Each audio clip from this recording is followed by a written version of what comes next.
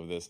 I'd like to read some of the indictment here and see if we can clear something up. For more than 2 months following Election Day on November 3rd, 2020, the defendant spread lies that there had been outcome determinative fraud in the election and that he had actually won.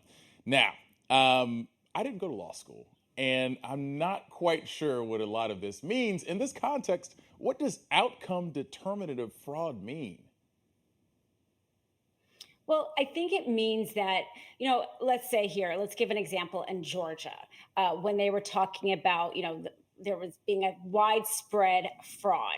As it turned out, they found out that there was maybe only 12 people who voted that shouldn't have voted.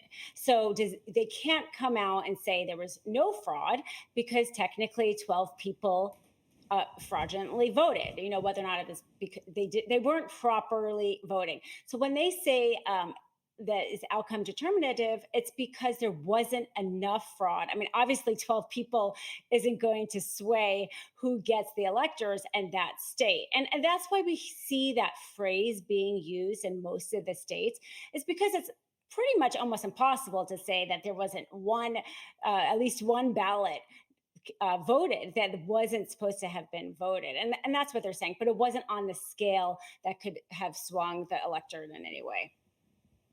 Yeah, that helps clear things up because each time I ran across it, I said, what is outcome determinative?